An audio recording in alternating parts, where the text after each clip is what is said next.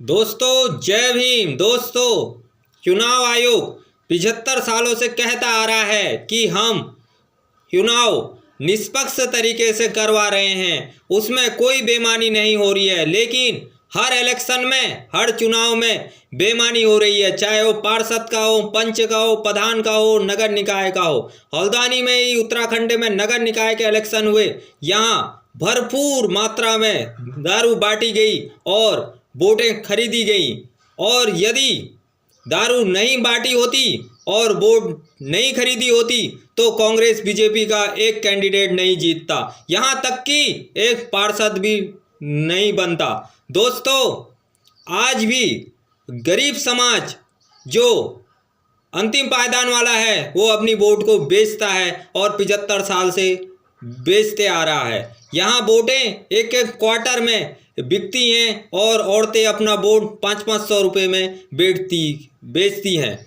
या तो ऐसे लोगों पर कार्रवाई हो जो वोट को खरीदता है और वोट को बेचता है, इनको उठा के जेलों में डाल दिया जाए, या फिर इनका वोट देने का अधिकार निरस्त हो, क्योंकि ये एक एक क्वार्टर में वोट बेच रहे हैं। गांव गांव में, गली गली में सर्वे हो और जो भी अपने वोट को बेच रहा है, चाहे वो क्वार्टर में बेच रहा है या 500 रुपये में बेच रहा है, ऐसे आदमी औरतों का वोट देने का अधिकार निरस्त हो। वोटों की दलाली, सौदागिरी बंद हो और इस वजह से समाज की तरक्की होगी, नहीं तो समाज गर्त में जाता रहेगा।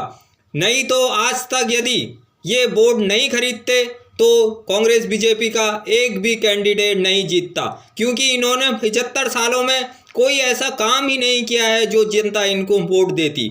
इन्होंने समाज को नशेड़ी बना दिया है, समाज का बेड़ा गर्क कर दिया है। गरीब समाज आज भी एक एक क्वार्टर में वोट बेचता है।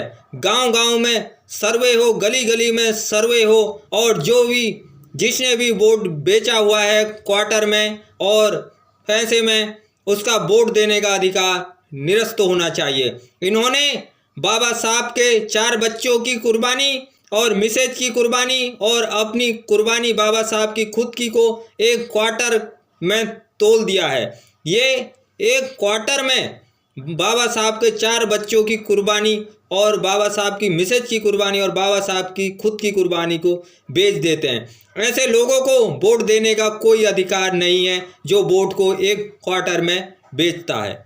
जय भीम, जय भारत, नमो बुद्धाय।